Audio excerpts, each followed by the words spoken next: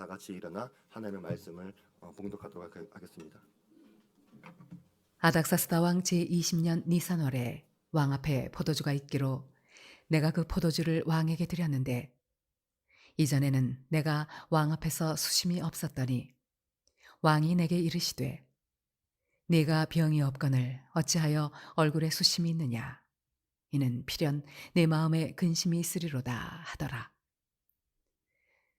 그때 내가 크게 두려워하여 왕께 대답하되 왕은 만세수를 하옵소서.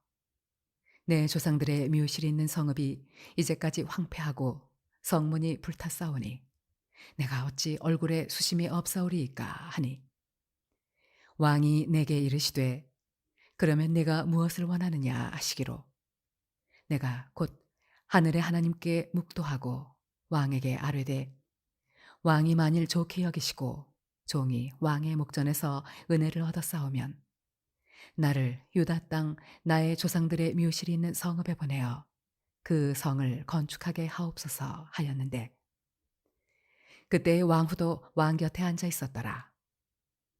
왕이 내게 이르시되 네가 몇 날에 다녀올 길이며 어느 때에 돌아오겠느냐 하고 왕이 나를 보내기를 좋게 여기시기로 내가 기한을 정하고 내가 또 왕에게 아뢰되 왕이 만일 좋게 여기시거든 강 서쪽 총독들에게 내리시는 조서를 내게 주사 그들이 나를 용납하여 유다에 들어가기까지 통과하게 하시고 또 왕의 삼림 감독 아삽에게 조서를 내리사 그가 성전에 속한 영문의 문과 성곽과 내가 들어갈 집을 위하여 들보로 쓸 제목을 내게 주게 하옵소서 하매 내 하나님의 선한 손이 나를 도우심으로 왕이 허락하고 아멘. 어저께 바자회를 지켜보면서 감사했던 것 중에 하나가 뭐였냐면 이제 우리가 초대장을 우리가 나눠주면 그분들이 이제 또 오시잖아요. 그런데 그 오신 분들이 우리의 그 바자회 준비된 모습과 그것을 보면서 잘 하고 있네. 생각보다 굉장히 크게 하네. 이렇게 보면서 야 되게 잘한다라고 초대한 우리 성도님에게 칭찬해 주었을 때 우리 칭찬을 드린 성도님이 뿌듯해하는 응? 원래 우리 이 정도 해 응? 이런 모습을 몇몇 분이 보여주셔서 저는 그 모습이 참 기쁘고 감사했습니다. 저는 우리 교회가 여러분들에게 자긍심을 심어줄 수 있는 교회가 되기를 원합니다. 그리고 앞으로 바자회도 그렇고 모든 우리 교회 행사와 사역들마다 우리 킹덤 빌더들이 경영하고 준비하는 모든 행사와 사역 되기를 간절히 원합니다. 이것을 위해서 우리가 함께 기도도 하지만 또 함께 노력도 하고 준비도 하고 지혜를 배울 수 있는 귀한 말씀의 시간이 되었으면 좋겠습니다. 오늘 우리가 본 느헤미야의 이야기는 참 가슴이 먹먹한 배경에서부터 시작이 됩니다. 느헤미야 1장을 보게 되면 느헤미야는 당시 전 세계를 호령하던 페르시아 제국의 가장 화려한 중심지 수산궁에 살고 있었습니다. 왕의 최측근 참모였던 이 느헤미야는 술관원이라고 하는 고위직에 있으면서 남 부러울 것이 없는 부와 명예를 동시에 갖고 있었던 사람이었습니다. 그런데 어느 날 느헤미야의 삶에 생각지 못한 안타까운 소식이 들려왔습니다. 고국을 방문하고 돌아온 동생 하나니로부터 내 사랑하는 조국 예루살렘의 성벽이 다 허물어지고 성문은 불에 탔고 거기 남아있는 내 동족들은 말할 수 없는 큰 환난과 능력을 당하며 하루하루 비참하게 버텨내고 있다고 하는 기가 막힌 소식을 듣게 된 것입니다. 근데 우리 인생도 비슷하지 않습니까? 우리 인생의 어느 시점에 우리도 느헤미야처럼 아무 걱정 없고 평안하게 살 때가 있습니다. 이만하면 됐다. 이만하면 살만하다. 마음 편한 순간들이 다 우리에게 있겠죠. 근데 예기치 못하게 누군가로부터 어려운 이웃들의 안타까운 소식을 듣는다거나 아니면 하나님께서 교회를 통해 혹은 내 삶을 통해 이 시대를 향해 이웃들을 향해 어떤 일을 하기 원한다 라고 하는 소식을 들었을 때 우리는 두 가지의 선택을 할 수 있을 것입니다. 만약에 느헤미야가 예루살렘 성벽이 무너졌다는 소식을 들었을 때 그냥 모른 척 눈을 감아 버렸다고 해도 누구 하나 그에게 아쉬운 소리를 할 사람이 없을 것입니다. 높은 자리까지 올라가게 되었고 누구나 부러워하는 환경을 가진 사람이 자신의 그 안락함을 버리지 않는다고 해서 누가 뭐라고 하겠습니까? 오히려 그저 그 소식을 듣고 안타까운 마음을 가졌다라고 하는 그 마음만 가져도 저 사람이 그래도 자신의 뿌리는 잊지 않았네 하고 좋게 말했을지도 모릅니다. 근데 느헤미야는 예루살렘의 슬픈 소식을 듣고 자신의 마음을 쏟아 붓기 시작했습니다. 나와 상관없는 이야기가 아니라 나의 일, 나의 아픔으로 여기며 가슴을 찢기 시작했습니다. 성경은 그가 이 말을 듣고 주저앉아서 울고 수일 동안 슬퍼하며 하늘의 하나님께 밤낮으로 금식하며 눈물의 제단을 쌓았다고 말합니다. 우리 사랑하는 성도 여러분, 하나님의 공급은 바로 이 마음에서부터 시작이 됩니다. 만약에 하나님께서 여러분에게 감동을 주시고 말씀을 들려주시고 또 마음도 주셨는데 여러분이 그 마음을 외면하거나 우연으로 생각해 버린다면 여러분 평생에 하나님의 놀라운 역사는 일어나지 않을 것입니다. 하지만 여러분이 그 감동을 하나님께서 내게 주신 사명이라고 믿고 생각하고 고민할 때 그때부터 하나님의 역사는 시작이 될 것입니다. 왜냐하면 하나님의 역사는 하나님의 사명을 향해 흘러가기 때문입니다. 이것이 바로 우리 킹덤 빌더들이 사명의 자리에서 우리의 모든 경영을 시작해야 하는 이유가 되기도 합니다. 우리는 세상의 지혜를 공부해야 합니다. 하나님은 우리에게 지혜와 감각도 주셨지만 이미 인류 역사를 통해서 많은 사람들이 이루어낸 학문적인 업적과 경영의 정보들을 남겨두었습니다.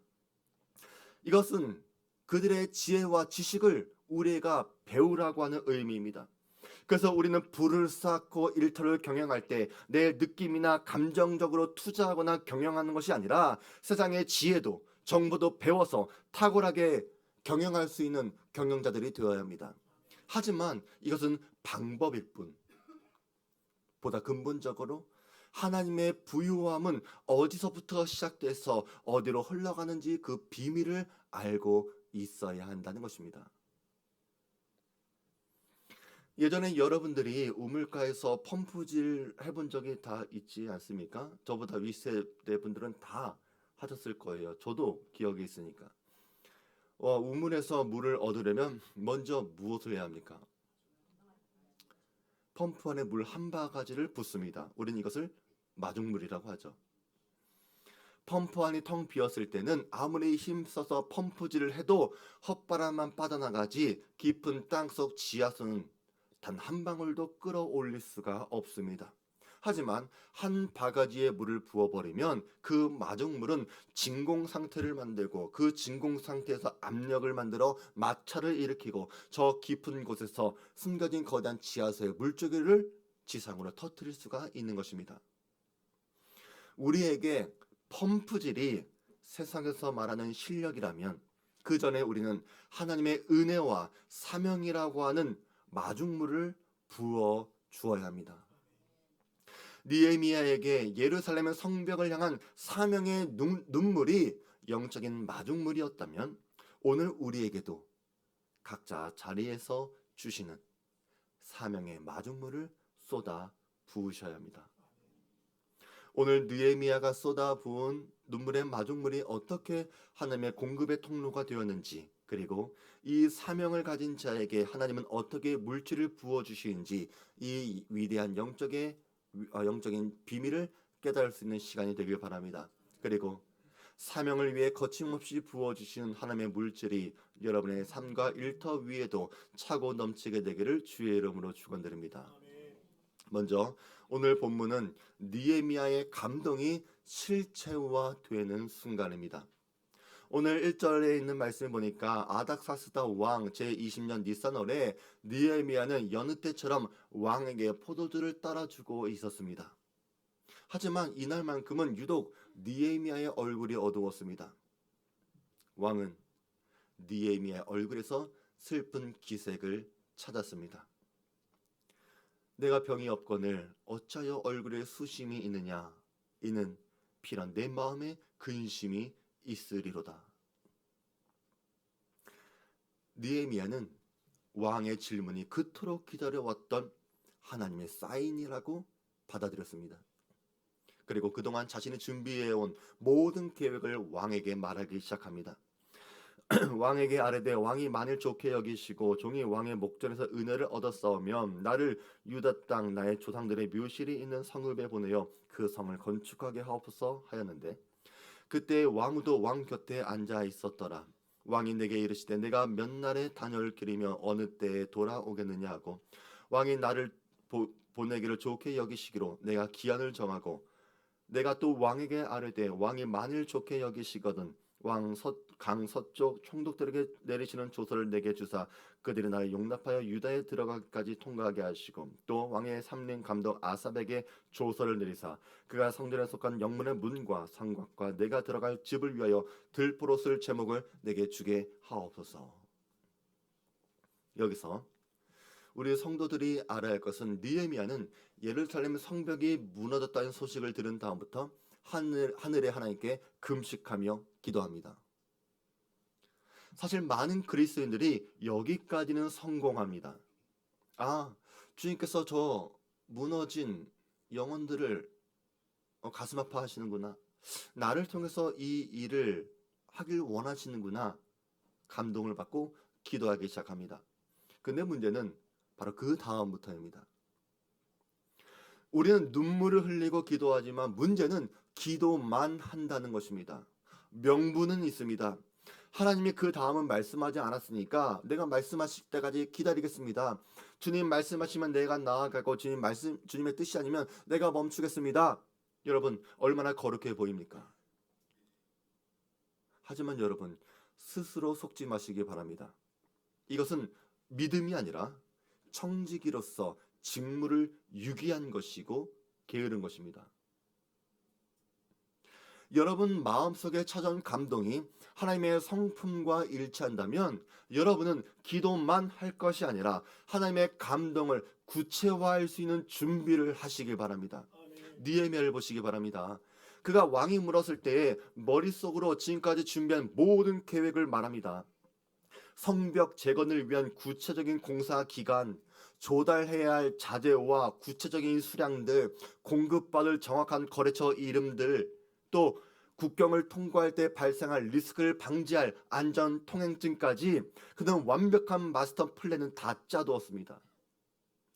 만약에 왕이 그에게 무엇인가 물어봤을 때 느헤미야가 준비하지 못했더라면 왕은 그 자리에서 금방 그 관심이 식었을 것이고 기회의 문은 냉정하게 닫혔을 것입니다. 사랑하는 성도 여러분, 하나님께서 여러분에게 은혜를 주시지 않았다고 오해하지 마시기 바랍니다. 하나님의 기회의 문이 아직 열려있지 않았다고 여러분 오해하지 마시기 바랍니다. 하나님은 여러분에게 감동도 주셨고 기회도 주셨지만 여러분은 그 타이밍을 알아채지 못한 것이고 준비하지 못한 것입니다. 그것은 우리가 불순종이라고 말하고 게으름이라고 말하는 것이죠. 느헤미야는 골방에서 무릎으로 기도했지만 기도의 자리에서 일어나서 예루살렘의 성벽의 길이와 높이와 너비까지 계산하며 치밀하게 계산을 했습니다. 느헤미야가 눈물을 흘리며 기도의 마중물을 붓기 시작한 기슬레 월부터 왕 앞에 마스터 플랜을 쏟아 부은 그 니산월까지는 넉 달이라고 하는 시간이 지난 다음이었습니다. 많은 성도들이 이 넉 달의 시간을 너무나 힘들어합니다. 하나님이 내 기도에 침묵하는 것 같고 아무런 응답이 없는 실패한 시간처럼 여기기도 할 것입니다. 그러나 사랑하는 성도 여러분 기억하시기 바랍니다. 이 넉 달의 시간은 하나님이 침묵하시는 시간이 아니라 하나님께서 여러분에게 가서 완벽하게 준비하라고 주신 기회의 시간인 줄 깨닫게 되길 바랍니다. 느헤미야가 넉 달 동안 흘린 눈물의 기도를 날카로운 데이터와 마스터 플랜으로 바꾸는 기획의 시간으로 삼았던 것처럼 여러분도 하나님이 주신 기다림의 그 준비의 기다림을 그저 기도의 자리에만 앉아서 주여 주여 응답해 주시옵소서 때를 쓰는 종교적 시간으로 낭비하지 마시고 하나님께서 신호탄을 쏘아 올리실 때에 즉시 시작할 수 있는 그 준비 철저하게 준비하시고 계획하시기 바랍니다.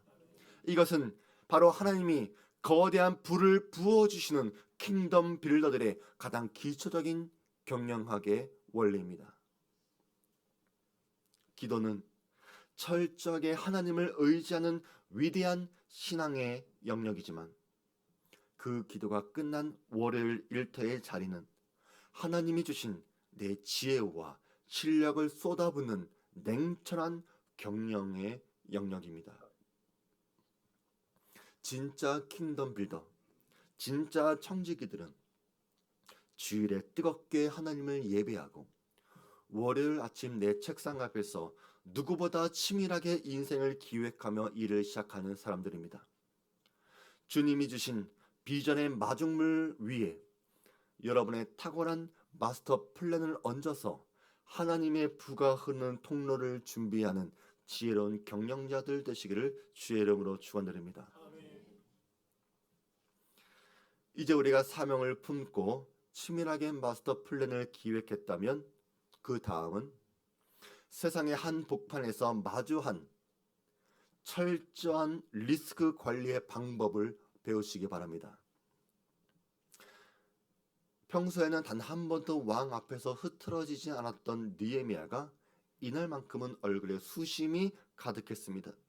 이것은 그가 넉 달 동안 예루살렘 성벽을 위해서 얼마나 밤낮으로 가슴을 찢으며 고민하고 기획했는지 자기도 모르게 얼굴 표정으로 드러나게 된 것이죠. 사명에 미쳐 있으니까 감출 수가 없었습니다. 하지만 이것은 동시에 느헤미야 인생 전체를 송두리째 날려버릴 수 있는 최악의 위기이기도 했습니다. 왜 그렇습니까? 당시 제국의 법정에서 왕 앞에서 안색을 붉히거나 슬픈 기색을 띠는 것은 감히 왕의 다스림에 불만이 있다고는 표시이자 왕의 권위에 도전하는 불충으로 간주되어서 당장 그 자리에서 목을 베어도 아무런 변명을 할 수 없었던 위험한 행동이었습니다. 그래서 아닥사스다 왕이 내가 병이 없는데 왜 얼굴에 근심이 있느냐 라고 물어보았을 때 느헤미야의 솔직한 심정을 성경은 이렇게 기록합니다. 그때에 내가 크게 두려워하여. 세상의 온갖 권력을 다진 왕 앞에서 느헤미야의 심장이 가뿐심을 몰아치면서 덜덜 떨리기 시작한 것입니다. 사랑하는 성도 여러분, 여러분도 일터에서 비즈니스를 하거나 직장 생활을 하다 보면 여러분 인생 전부가 걸려있는 중요한 만남의 자리에 설 때가 있을 것입니다. 회사의 최고 경영자를 만난다거나 아니면 여러분의 사업의 운명을 결정지을 수 있는 아주 중요한 담당자를 만날 때도 있을 것입니다. 이때 말 한마디, 표정 하나가 여러분의 모든 결과를 좌우하기도 할 것입니다. 기회이자 위기인 바로 이때 여러분은 반드시 오늘 느헤미야의 행동을 기억하시기 바랍니다. 왕의 날카로운 질문 앞에 심장이 얼어붙을 것 같이 두려웠던 느헤미야가 그 절체절명 순간에 가장 먼저 취한 행동이 무엇입니까? 4절입니다. 내가 곧 하늘의 하나님께 묵도하고. 대화가 오가는 그 짧은 눈 깜짝할 만한 사이 단 1초도 안 되는 찰나의 순간에 느헤미야는 하나님을 향해서 다급하게 화살의 기도를 던졌습니다.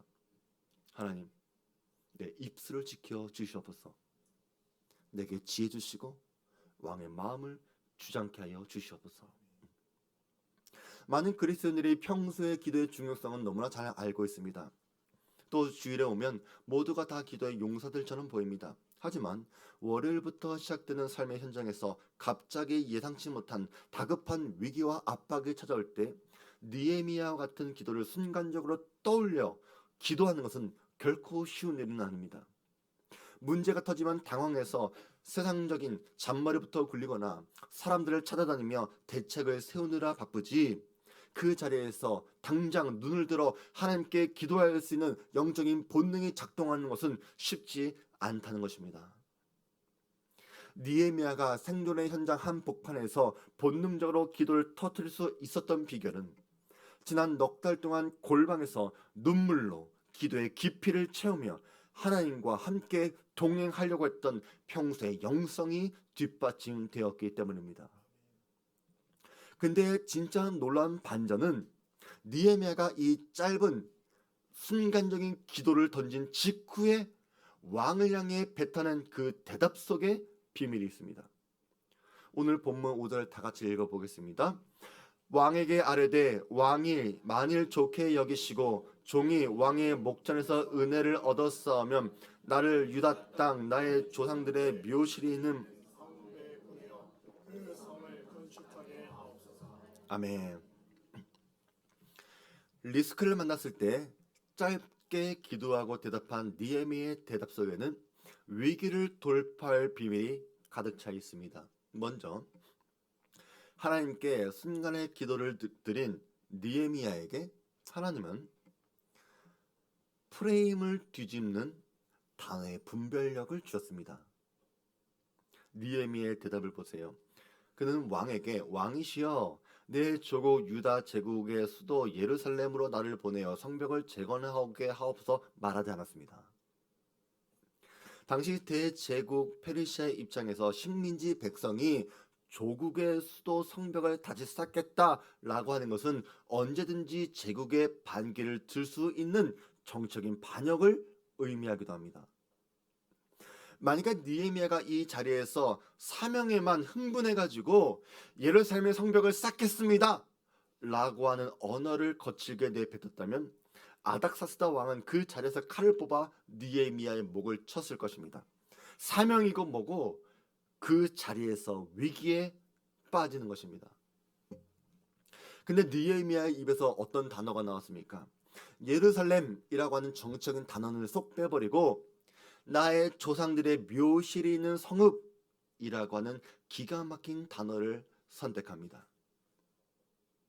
당시 페르시아를 포함한 고대 근동 사회에서는 조상의 묘를 돌보고 가꾸는 것을 인간이 행할 수 있는 가장 고귀한 효도이자 거룩한 의무라고 생각을 했습니다. 그래서 왕이 듣기에 이 표현은 정치적 반역의 세력의 꿍꿍이가 아니라 조상이 계신 조상의 묘가 훼손이 되어서 밤낮으로 눈물 흘리는 한 충성스러운 참모의 지극한 효심으로 들리게 만들었다는 것입니다. 왕의 경계심을 눈 녹듯 녹여버리는 완벽한 단어의 선택, 세상의 정치적, 경제적 어떤 그 프레임을 완벽하게 바꿔버리는 탁월한 지혜로운 단어의 선택이었습니다.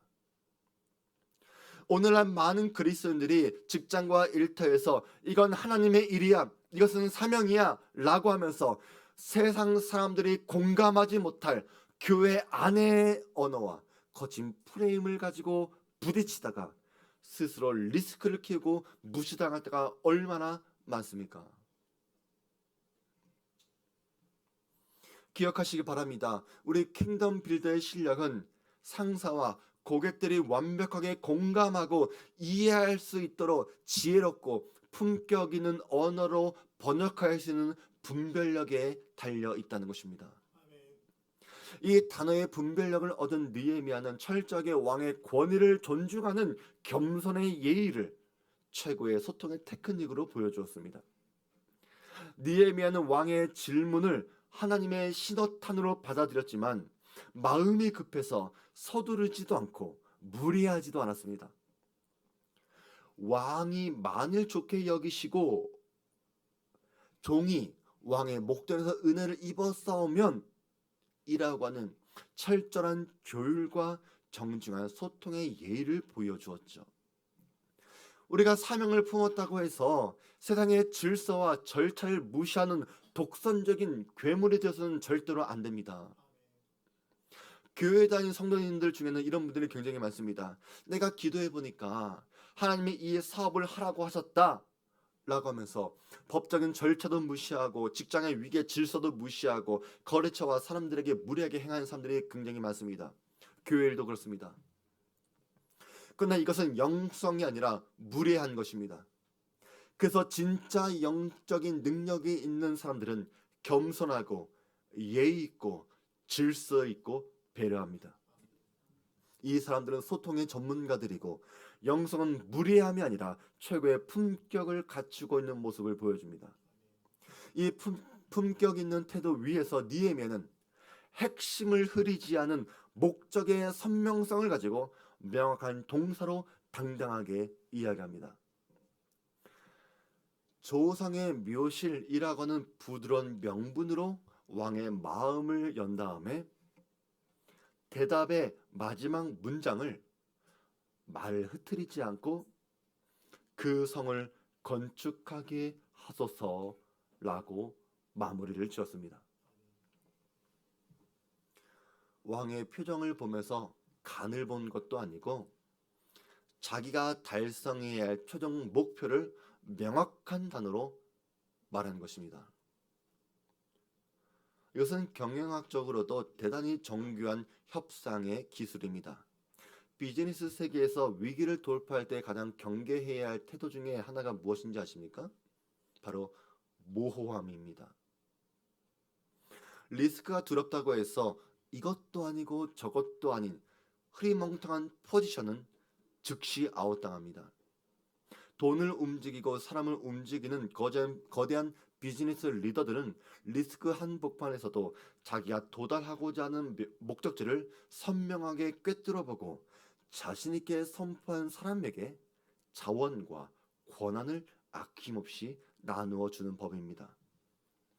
내가 도달해야 할 목표가 선명하면 상대방에게 이 사람은 대체 불가능한 확실한 사람이구나 라고 하는 최고의 신뢰를 보여줄 수 있기 때문입니다. 우리 사랑하는 성도 여러분, 직장에서도 또 교회 안에서도 모호하지 않은 일꾼들 되시길 바랍니다. 이 사람은 무엇을 할지 무엇을 하고 싶은지 알 수 없는 사람처럼 행동하지 마시기 바랍니다. 여러분은 무엇을 해야 할지 또 이 상황과 위기 속에서 얻고자 하는 것이 무엇인지 명확하게 할 수 있는 분들 되시기 바랍니다. 여러분의 기도는 영적인 도피처가 아니라 위기 속에서도 길을 잃어버리지 않게 하나님께 지혜를 구하는 기도를 드릴 수 있는 분들이 되시기 바랍니다. 위기는 언제나 기회의 또 다른 이름입니다. 여러분, 하나님께서 느헤미야에게 주신 것처럼 탁월한 단어의 분별력을 구사할 수 있는 분들 되시기 바랍니다. 사람들을 감동시킬 수 있는 정중한 품격의 사람들 되시기 바랍니다. 또 내가 이 일터 위에 서 있는 이유는 하나님의 무너진 성벽을 재건하기 위함이라는 그 명확한 목표를 제시할 수 있는 분들이 되실 때에 하나님은 그 사명을 감당할 수 있도록 여러분에게 청지기의 권세를 더해 주실 것입니다. 그리고 오늘 본문의 가장 영광스러운 결론이자 느헤미야가 이 모든 위기를 돌파하고 치밀한 마스터 플랜을 제출하고 얻어낸 위대한 고백이 바로 본문 8절 하반절에 있습니다. 내 하나님의 선한 손이 나를 도우심으로 왕이 허락하고. 아닥사스다 왕은 느헤미야가 구하는 모든 것, 국경 통행증, 페르시아 왕실 삼림의 거대한 최고의 제목들까지 아낌없이 내주었습니다. 페르시아의 제국의 어마어마한 국가적 자산, 재정을 느헤미야의 손에 통째로 넘겨준 것입니다. 여러분, 얼마나 놀라운 일입니까? 이런 권세와 재정, 우리 모두가 원하는 지경이 아닙니까? 여러분도 느헤미야가 받은 놀란 복의 결과물을 여러분의 삶과 일터 위에 고스란히 받게 되기를 주의 이름으로 축원드립니다. 이것은 인간의 눈으로 볼 때 완벽한 기획의 승리입니다. 경영학의 관점으로 보게 되면 니에미아라고 하는 천재적인 리더가 보여준 완벽한 협상의 결과물입니다. 그러나 우리는 이 놀라운 결과를 얻어내기까지의 과정을 주목해야 합니다. 그는 입술로만 기도하지 않고 기도했고 철저한 계획과 준비를 병행했습니다. 하나님의 선한 손은 아무런 대책도 없고 기획도 없고 준비하지도 않는 그저 앉아있기만 하는 게으른 자들을 위해 일하시는 손이 아닙니다.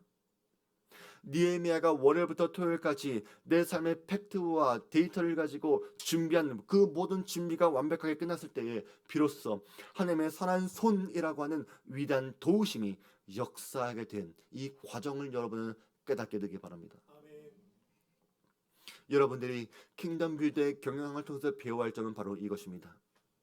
우리는 사명의 중요성은 누구나 공감할 수 있지만 하늘의 불을 공급받는 사람들은 요행을 바라는 종교 사기꾼들이 아닙니다. 내 골방에서는 눈물로 기도에 마중물을 붓지만 내가 마주한 일터에서는 누구보다 선명하고 치밀하고 탁월하게 경영할 수 있는 진짜 실력자들에게 부어지는 것입니다. 그리고 여러분이 늘 기억해야 할 것은 니에미아가 그 압도적인 전문성을 발휘하고 치밀한 마스터 플랜을 기획해서 얻어낸 어마어마한 제국의 부가 어디로 흘러가게 되었는가 이것을 보셔야 합니다. 니에미아 자신이 페르시아의 궁궐에서 더 높은 자리에 올라가서 권력의 정점을 찍기 위해 이것을 구한 것입니까? 아니면 자기가 노후에 편안하게 살 제국의 화려한 빌딩을 세우기 위함이었습니까? 아닙니다. 오직 하나. 무너진 하나님의 성벽을 세우고 고통받는 내 동족의 눈물을 닦아주기 위함이었습니다. 자기가 주게 된 그 거대한 제국의 부와 자원을 오직 하나님의 사명을 위해서만 흘려보내기로 결단했다는 것입니다. 니에미아의 인생의 목적지가 오직 하나님의 사명에만 고정되어 있었기 때문에 하나님의 선한 손은 그의 삶을 도구로 삼아 제국의 부를 허락해 주신 것입니다. 이것이 바로 하나님께서 우리 성도들에게 강력하게 요구하시는 사명 중심의 경영입니다. 여러분들의 경영학을 공부하다 보면 가장 먼저 배워야 할 기초는 자금의 흐름, 곧 현금 흐름입니다. 돈이 고여 있으면 썩고 흘러가야 경제가 살아납니다. 영적인 원리도 똑같습니다. 하나님의 부는 하나님의 파이프라인을 통해 흘러갑니다. 나를 위해 자리를 넓히고 내 자식들 기회 안 죽이려고 또 세상에서 떵떵거리며 살기 위해 우리가 일을 하고 돈을 버는 것이 최종 목적지인 사람의 지갑에는 하나님의 초자연적인 공급이 흘러갈 수가 없습니다. 왜 그렇습니까? 그곳은 흘려보낼 수가 없는 막혀있는 파이프라인이요 고인물이기 때문입니다. 아무리 여러분이 일터에서 몸부림치고 펌프질을 한다고 하더라도 더 거대한 하늘의 자원이 여러분에게 부어지지 않는 것이 바로 여기에 있는 것입니다. 여러분의 목적지가 틀렸습니다. 하지만 느헤미야처럼 무너진 이 땅의 성벽을 보면서 가슴을 찢는 사람들, 하나님, 내가 내일부터 치열하게 버는 이 돈을 통해서 무너진 다음 세대가 살아나고 깨어진 가정이 회복되며 복음이 필요한 열방의 영적인 성벽이 재건되기를 원합니다. 내 일터와 사업장이 하나님의 통치가 임하는 복음의 기지가 되게 하여 주시옵소서 라고 기도하며 내 삶과 경영의 최종 목적지를 하나님의 사명에 고정하는 사람들에게는 하나님께서 그 사명을 감당할 수 있도록 제국의 모든 제목과 조서를 아낌없이 부어주셨다는 사실을 말씀을 통해 깨닫게 되길 바랍니다. 내가 움켜쥐려고 하면 내 손에 쥔 한 바가지의 마중물로 끝나겠지만 그 마중물을 사명의 펌프에 쏟아 부으면 하나님의 선한 손이 일하기 시작할 것이고 하늘의 거대한 수원을 터뜨려 주실 것입니다. 이것이 바로 청지기에게 부어주시는 진짜 하늘의 경영학입니다. 내 지갑의 성공이 아니라, 내 인생의 목적이 나를 위한 것이 아니라, 내 지갑과 일터를 통해서 하나님의 선한 손이 일하시게 만드는 것, 이것이 진짜 킹덤 빌더의 삶입니다. 이 위대한 부의 선순환을 경험할 수 있는 주 안의 모든 청지기들이 되기를 주의 이름으로 축원드립니다. 하나님의 선하신 손을 고백하시면서 감사한 분들 되시기 바랍니다. 여러분이 세상에서 압도적인 실력과 준비라고 하는 마중물을 부을 때 세상이 여러분을 돕는 것이 아니라 하나님의 선한 손이 여러분을 도우사 하나님의 세상을 통해 거대한 자원과 불을 도구로 삼아 이 땅에 무너진 영적 성벽을 다시 세워가시는 분들 되시기 바랍니다. 그리고 마침내 여러분의 일터와 가정에서 하나님의 선한 손이 도와주셨다고 하는 기적이 여러분의 삶의 자리에 부유하게 넘침으로써 그 은혜를 당당하게 증명할 수 있는 지혜로운 킹덤 빌더들 되기를 주의 이름으로 간절히 축원드립니다. 우리 말씀 기억하면서 우리 다 같이 찬양하겠습니다.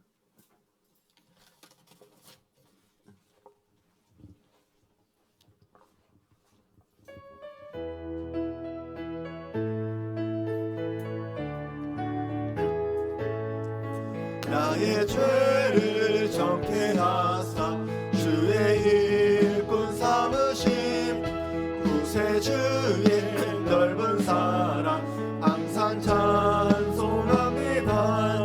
나를 일꾼 삼으심 크신 능력 주시고 언제든지 주 뜻대로 사용하여 주소서.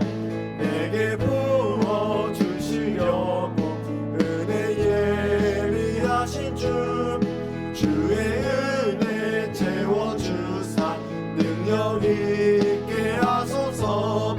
나를 일꾼 삼으신 주 크신 능력 주시고 언제든지 주 뜻대로 사용하여 주소서. 죄의 짐을 풀어주신 주의 능력 크도다. 나를 피로 사신 예수 내 맘속에 오소서. 나를 일꾼 삼으신 주 크신 능력 주시고 언제든지 주 뜻대로 사용하여 주소서. 주여 내게 성령으로 충만하게 채우사 생명수가 강물처럼 흐르게 하옵소서. 나를 일꾼 삼으신 주 크신 능력 주시고 언제든지 주 뜻대로 사용하여 주소서. 아멘. 만유의 주님, 오늘 느헤미야의 삶을 통해 우리의 일터와 삶 속에 하나님의 지혜와 사명을 알게 하시니 감사드립니다. 우리 모든 성도들이 하나님의 사명 앞에 눈물과 기도의 마중물을 부을 수 있는 마음을 허락해 주시고 기도의 자리에서 엎드리며 또 이제는 일어나 꼼꼼하게 준비하는 지혜로운 성도들 되게 하여 주시옵소서. 위기의 순간마다 하나님을 기억하게 하시고 지혜로운 말과 명확한 비전을 선포할 수 있는 성도들 되게 하여 주시옵소서. 우리의 삶과 지갑이 고인물이 되지 않게 하시고 하나님의 선한 손이 나를 돕는 삶을 살아갈 수 있도록 우리를 이끌어 주시사 일터의 부유함과 선한 영향력으로 하나님의 사명을 감당하는 거룩한 킹덤 빌더들이 되게 하여 주시옵소서. 이제는 우리 구주 예수 그리스도의 은혜와 지극히 크신 하나님의 사랑하심과 성령 하나님의 감동 감화 내주 위로 교통하심의 은혜가 기도의 자리와 또한 탁월한 삶을 살아내며 하나님의 선한 손이 도우시는 삶을 살아가기로 결단한 우리 사는 모든 중학교의 성도들 위에와 저들의 가정과 일터와 사업 위에 지금도 영원함께 있을지어다. 아멘.